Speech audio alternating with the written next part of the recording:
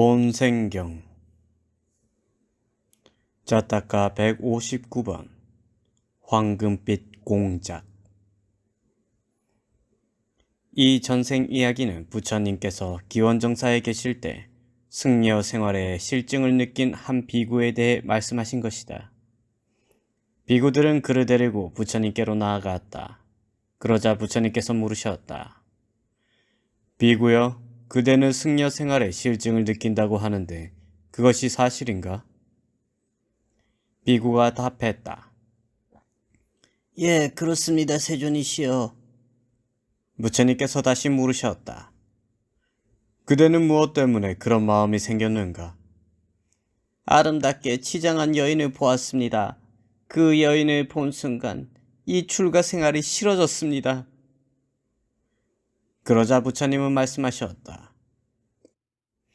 비구여, 여자란 그대와 같은 사람의 마음만을 어지럽힌 것은 아니다. 옛날의 현인들은 여자의 소리를 듣고도 700년 동안 번뇌를 일으키지 않았다가 어떤 기회가 오자 순식간에 음행하고 말았다. 청정한 사람도 번뇌를 일으키고 명성 높은 사람도 명예스럽지 못한 짓을 하는데 하물며 너처럼 깨끗하지 못한 사람이겠는가?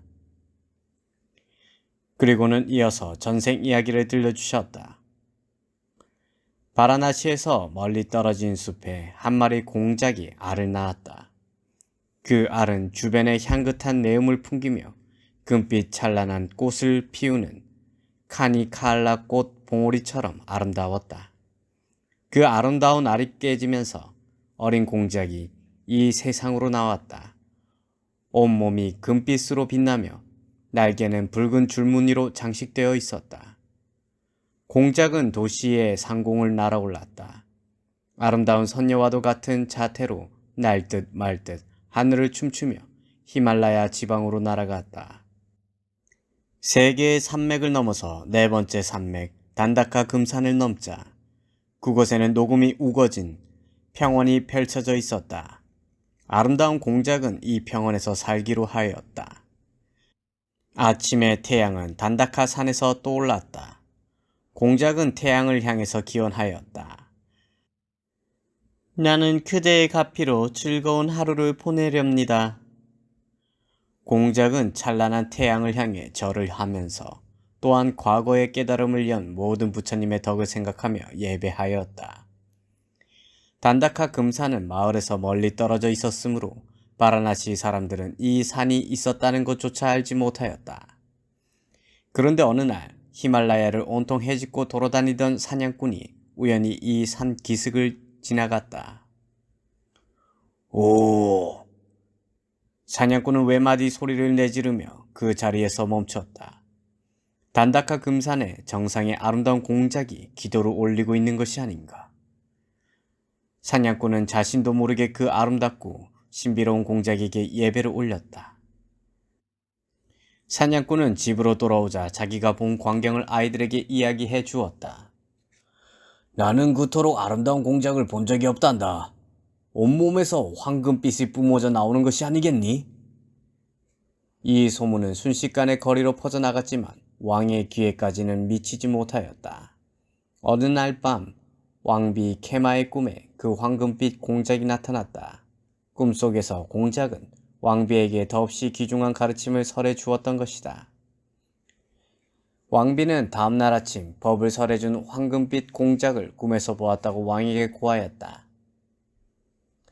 어딘가에 황금빛 공작이 살고 있음이 틀림없습니다. 소원입니다. 그 황금빛 공작을 전하의 위력으로 찾아주소서.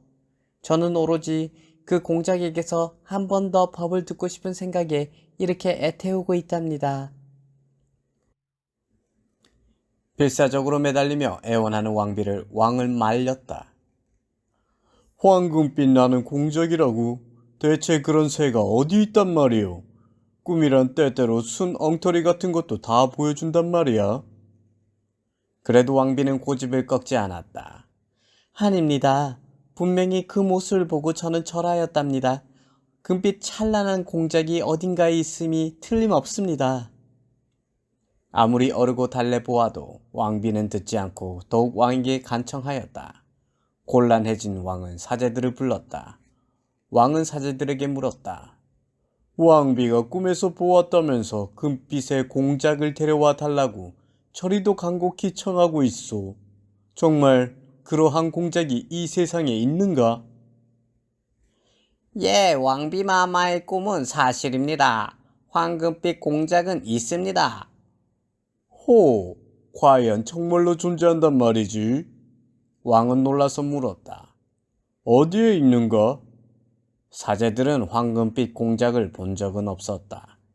또한 그들의 성전에도 그에 관한 기록은 없었다. 하지만 사냥꾼이 퍼뜨린 소문을 사제들은 최근에 전해 들었다. 왕은 거듭 물었다. 어디에 그 공작이 살고 있단 말인가? 그 거처에 대해서는 사냥꾼이 알고 있습니다. 그러자 왕은 지체하지 않고 사냥꾼들을 불러 모았다. 그대들 가운데 금빛 나는 공작의 거처를 알고 있는 자가 분명 있을 것이다. 숨기지 말고 정직하게 고하라. 그러자 사냥꾼 가운데 한 사람이 머뭇 앞으로 나아가 고하였다. 전하, 이 도시에서 네 번째 산맥을 넘어가면 단다카 금산이라는 하늘에라도 닿을 듯한 빼어난 산이 있습니다. 금빛 공작은 그곳에서 살고 있습니다. 과연 왕비의 꿈이 거짓이 아니었도다. 왕은 크게 기뻐하였다. 어떤가 그 공작을 생포해 올 수 있겠는가? 사냥꾼은 비통한 얼굴로 왕을 쳐다보았다. 사냥꾼에게는 자신이 없었던 것이다. 그대는 누구에게도 지지 않는 훌륭한 솜씨를 지닌 사냥꾼이라고 내 일찍이 듣고 있었다. 비록 그렇다 하더라도 이번만큼은 자신이 없습니다. 왕은 옆에 있던 왕비의 얼굴을 보았다. 왕비의 얼굴은 어두워졌다. 왕은 잠시 눈을 감았다. 그리고 결심한 듯이 태연히 눈을 떴다. 나는 그대에게 명령한다. 어서 그 산으로 가서 황금빛 공작을 생포해오라. 죽여서는 안 되고 오직 생포해야만 한다. 예. 사냥꾼은 그 자리에 엎드렸다. 왕의 명령을 거역할 수는 없는 일이었다. 명령을 받은 사냥꾼은 단다카 금산으로 출발해서 그물을 펼치고 덫을 만들었다. 온갖 머리를 짜내어 수단과 방법을 가리지 않고 황금빛 공작을 생포하려고 하였다. 하지만 잡지 못하였다. 사냥꾼은 한 번도 집으로 돌아가지 않았다. 생포하지 않고서 집으로 돌아갈 경우 그대로 목숨이 날아가기 때문이었다. 밤에는 잠도 변변히 잘 수 없었다. 오직 단다카 금산의 기슭을 이리저리 맴돌 뿐이었다. 그러는 동안 7년이 지났다. 7년째 되던 해에 사냥꾼은 계곡 아래로 굴러떨어져 죽고 말았다. 성에서는 케마 왕비가 목이 빠져라 기다리고 있었다. 오늘은 오겠지? 어쩌면 내일이면 당도할지도 몰라. 성의 누각에서 단다카 금산이 있는 쪽을 향하여 하염없이 목을 늘어뜨렸다. 그러나 사냥꾼이 죽었다는 소식을 전해 듣고 낙담한 왕비는 그만 끝끝내 황금빛 공작에게서 법을 전해 들으려는 바람을 이루지 못한 채 숨을 거두고 말았다. 왕은 시름에 잠겼다. 왕비의 죽음에 대한 비탄은 분노로 격변하였다.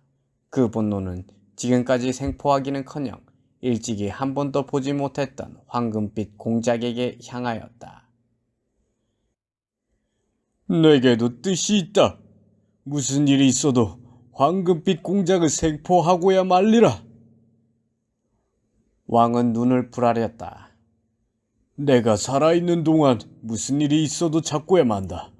만약 내 생애에 그 일을 이루지 못한다면 그 뜻을 아들에게, 또 그 아이가 이루지 못하면 대대로 왕위에 오르는 자에게 그 뜻을 잊게 하리라. 왕은 신하를 불러 자신의 생각을 황금 판자에 새기도록 하였다. 히말라야 근처에 단다카 금산이라고 하는 빼어난 산이 있다. 그곳에 황금빛 공작이 살고 있다. 이 공작의 고기를 먹는 자는 불로 장생하리라. 왕비가 살아있을 때는 생포하도록 명령하였다. 황금빛 공작으로부터 진귀한 법을 전해 듣고 싶어서였다. 하지만 이제 왕비는 없다. 지금에 와서 생포할 이유가 없어진 셈이다. 저 왕비를 죽인 저 가증스러운 공작을 죽이고 말리라. 그렇게 생각한 왕은 복수심에 불타서 금판에 새기도록 하였던 것이다. 그 고기는 맛있을 뿐만 아니라 불로장생의 약이 된다. 이로부터 얼마 지나지 않아 왕도 왕비의 뒤를 따랐다. 그래서 이 포고는 왕의 유언이 되었다. 뒤를 이은 왕은 금판에 새겨진 그 포고를 읽고 가슴이 두근거렸다. 오호라, 그 고기를 먹으면 맛도 좋을 뿐더러 늙지도 않고 오래 산다는 말씀이랬다. 불려온 사냥꾼은 주저주저 하며 말하였다. 저는 황금빛 공작이 어디에 있는지 전혀 알지 못합니다. 새 왕은 분노하였다. 명령이다. 찾아내라. 그렇지만 아무도 명령이라고 했다. 황금빛 공작을 끌고 오란 말이다. 예. 사냥꾼은 공작을 잡으러 갔다. 그리고 몇 년이 지나도 돌아오지 않았다. 3대째 왕, 4대째 왕, 5대째 왕, 6대째 왕이 연이어 금판에 새겨진 유언에 가슴을 두근거리며 사냥꾼을 산으로 보냈지만 결과는 마찬가지였다. 사냥꾼은 돌아오지 않고 황금빛 공작은 더더욱 환상의 새가 되어갔다. 7대째 왕이 즉위하였다. 이 7대째 왕도 사냥꾼을 산으로 보냈다. 사냥꾼을 떠나보내면서 왕은 말했다. 지금까지 사냥꾼은 발로 황금 공작을 찾아다녔다. 하지만 그대는 꾀를 써서 찾아보도록 하라. 꾀라고 하셨습니까? 그렇다. 그대는 사냥꾼 가운데 가장 지혜로운 자라고 들었다. 그대를 믿겠다. 예. 당나귀의 연신 채찍을 가하여 단다카 금산에 도착한 사냥꾼은 자신이 만든 새로운 덫을 여기저기에 놓았다. 하지만 허사였다. 사냥꾼은 당나귀를 재촉하여 산기슭을 이리저리 헤매고 돌아다녔다. 그러던 어느 날 그는 우뚝 멈춰섰다. 산 정상에 황금빛 찬란한 공작이 있는 것이 아닌가. 환상 속의 공작이 아니었다. 진짜 살아있는 황금빛 공작을 본 것이다. 게다가 공작은 한 마리가 아니었다. 황금빛 공작은 아내를 맞아들였는지 2마리의 공작이 사이좋게 놀고 있었다. 몸을 나무그늘에 숨긴 사냥꾼은 2마리 공작을 지켜보면서 팔짱을 끼고 골똘히 생각하였다. 잠시 생각에 잠겼던 그는 싱긋 웃으면서 중얼거렸다. 황금빛 공작은 어떤 주문으로 자신을 보호하고 있을 것이다. 그러니 아무리 붙잡으려 해도 잡히지 않을 것이다. 하지만 저 암놈은 그저 평범한 공작이다. 붙잡는 것이야 시간 문제다. 사냥꾼은 곧이어 황금빛 공작에게는 눈도 주지 않고 오로지 암놈만을 쫓아다녔다. 그리고 며칠이 지난 뒤에는 생포할 수 있었다. 사냥꾼은 지혜도 있었지만 부모로부터 물려받은 놀라운 수완도 갖추고 있었다. 평범한 공작을 잡는 데에는 아무런 수고도 하지 않았다. 이제 암놈을 생포한 사냥꾼은 그것을 바구니에 넣어서 길렀다. 매일 맛있는 먹이를 주면서 길들였다. 열흘이 지나자 그 공작은 사냥꾼의 어깨에 날아오를 정도로 길들여졌다. 한 달이 지났을 때는 사냥꾼이 손뼉을 치면 암 공작은 날개를 확 펴며 뛰어올랐다. 손가락을 튕기면 아름다운 소리로 노래하였다. 공작과 사냥꾼은 마음이 통하기 시작하였던 것이다. 그런데 사냥꾼이 암놈을 사육하던 데에는 다른 이유가 있었다. 암놈을 미끼로 삼으려고 했던 것이다. 사냥꾼은 사전에 황금빛 공작의 보금자리를 탐색해 두었다. 황금빛 공작은 맑고 푸른 아늑한 호숫가의 잎이 무성한 보리수 가지에서 살고 있었다. 황금빛 공작은 이 거처에서 밤이면 잠들고 태양이 고개를 내밀 때면 단다카 금산의 정상으로 날아가서 아침 인사를 올렸던 것이다. 사냥꾼은 암공작 앞에 서서 손가락을 튕기며 말했다.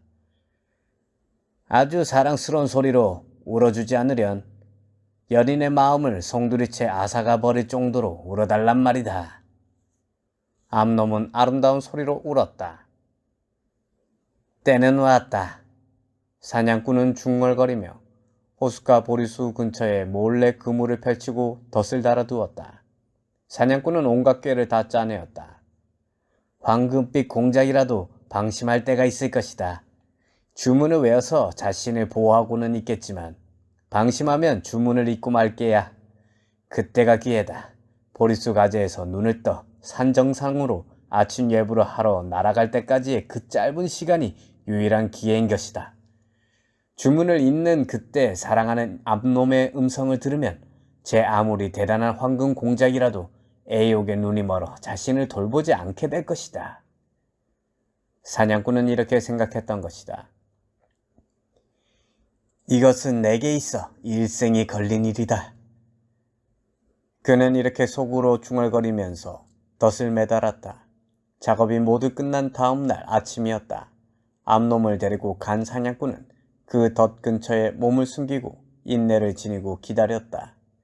그날 아침은 엷게 구름이 끼고 주변에는 안개가 아른거려 왠지 비감한 기운이 꽉 차 있었다. 동쪽 하늘이 희뿌였다. 태양이 떠오르고 황금빛 공작이 가지에서 눈을 뜨는 시각이었다. 나무 그늘에 몸을 숨기고 있던 사냥꾼은 손가락을 탁 튕겼다. 어깨 위에 앉아있던 암놈이 구성지고 아름답게 울었다. 호숫가의 쓸쓸한 분위기에 그대로 맞아떨어지는 슬픔에 가득 찬 소리였다. 사냥꾼은 숨을 들이마셨다. 그 순간 격렬한 날개 소리가 들려왔다. 오! 사냥꾼은 몸을 날렸다. 사냥꾼의 꾀가 적중하였던 것이다. 덫에 걸린 황금빛 공작은 고통스러운 듯 외마디 비명을 질렀다. 공기를 가르며 격렬하게 날개짓하는 소리가 들렸다. 사냥꾼은 뛰어가 황금빛 공작을 잡았다. 와하하, 고마워라. 이제야말로 잡았구나. 사냥꾼은 황금빛 공작을 바구니에 넣어서 당나귀를 타고 도시로 돌아왔다. 그는 공작을 왕에게 바쳤다. 성 안은 대소동이 일어났다. 7번째 왕은 눈을 가늘게 떴다. 참으로 진기한 공작이로다. 여느 공작과는 다르다. 소홀하게 다루어서는 절대 안 된다. 황금빛 공작이 왕에게 말했다. 어찌하여 나를 잡아들였소? 이 나라의 초대 왕이 그대의 살코기는 불로불사의 약이라고 유언을 남겼기 때문이다. 나는 늙고 싶지도 않을 뿐만 아니라 죽기는 더더욱 싫다. 그래서 나는 그대의 고기를 먹고 싶은 것이다. 그대는 늙지도 죽지도 않을지 모르겠지만 나는 그 대신 죽고 만다. 그렇게 되겠지. 내 살코기가 어떤 이유에서 그런 영약이란 말인가? 그대는 세상에서 찾아보기 힘든 진귀한 황금 공작이다. 숨기려 해도 헛수고지. 그 고기를 먹으면 틀림없이 늙지도 않고 죽지도 않을 것이다. 내가 황금 공작이 된 것은 불로불사의 약과는 관계가 없다. 그와는 다른 이유가 있는 것이다. 이유라니? 왕은 의아한 얼굴로 물었다. 황금빛 공작은 엄숙하게 말했다. 나는 전생에 전륜성왕이었다. 전륜성왕이라는 것은 무력을 쓰지 않고 오직 정의만으로 전 세계를 통치한다고 하는 전설적이고 이상적인 군주를 가리키는 말이다. 그 말을 듣자 왕은 놀랐다. 전륜성왕이라고 하는 자가 어찌하여 공작으로 태어났다는 말인가? 거기에는 이유가 있다. 내가 전륜성왕이었을 때 5가지 계율을 엄수하며 사람들에게도 이것을 지키게 하였다. 그 때문에 죽어서 하늘로 가서 태어난 것이다. 신들이 사는 하늘나라 말이지. 그렇다. 나는 그 하늘에서 수명을 모두 다한 후에 다음에 태어날 장소에서 죄를 범했다. 그래서 이번에 공작으로 태어난 것이다. 하지만 전륜성왕이었을 때 내가 이룬 공덕에 의해 황금빛의 공작이 된 것이다. 거짓말하고 있는 것은 아닐 테지? 왕은 의심스러운 얼굴로 물었다. 거짓말을 어떻게 하겠는가? 살점을 먹히는 것이 두려워 말도 안 되는 것을 짓거리고 있음이렸다. 그대가 전륜 성왕이었다는 것을 과연 누가 믿겠는가? 그 증거가 어디에 있다는 말인가? 증거는 있다. 호, 그럼 보여다오. 나는 전륜 성왕이었을 때 보석으로 만든 수레를 타고 하늘을 날아다녔다. 그 말이 정말인가? 믿어다오. 거짓말이 아니다. 내가 타고 하늘을 날아다니던 수레는 연못 바닥에 가라앉아 있을 것이다. 찾아봐도 좋다. 그것이 좋은 증거가 될 터이니. 연못이라. 어디에 있는 연못인가? 이 성 안에 있는 연못이다. 봄, 여름, 가을, 겨울을 가리지 않고 아름답게 꽃이 피는 연못이 있지 않은가? 내 성 안에? 그렇다. 그 말을 들어도 왕은 여전히 미심쩍은 얼굴이었다. 그 거짓말을 백일하에 드러내서 뻔뻔한 저 황금 공작의 낯가죽을 벗기자고 생각하며 하인을 불렀다. 연못에 옥자를 실은 수레가 빠져 있다고 한다. 연못 물을 모두 퍼올려 찾아내라. 성 안의 신하들은 총출동하여 연못의 물을 퍼올렸다. 그리고 연못 바닥을 샅샅이 뒤져 마침내 전륜 성왕의 옥자를 실은 수레를 찾아냈다. 오랜 세월 연못 속에 가라앉아 있었건만 꺼내어 보니 눈이 부시도록 휘황찬란한 광채가 조금 더 줄어들지 않았다. 왕은 그것을 보고 황망히 그곳에 엎드렸다. 내 어리석어 살코기를 먹으려 했으니 부디 용서해 주소서. 미처 알지 못하고 한 일이니 책망하지 않으리라. 왕은 수치스러움을 버리지 못하여 머리를 쪼아린 채로 말하였다. 이 나라를 당신께 바칩니다. 불민한 놈이옵니다만 저를 하인으로 삼아주소서. 황금빛 공작은 미소를 지었다. 그는 성에 머물면서 법을 설하였다. 왕도 신하들도 한마음으로 공작의 가르침을 받아들였다. 왕이여, 법을 잊지 마소서. 며칠 뒤 황금빛 공작은 이런 말을 남기며 하늘 높이 날아 단다카 금산으로 떠나갔다. 부처님은 이렇게 전생 이야기를 들려주시고 나서 다시 말씀하셨다.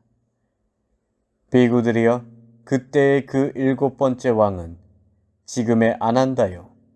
그 황금빛 공작은 바로 나였느니라. 자타카 159번 황금빛 공작을 마칩니다.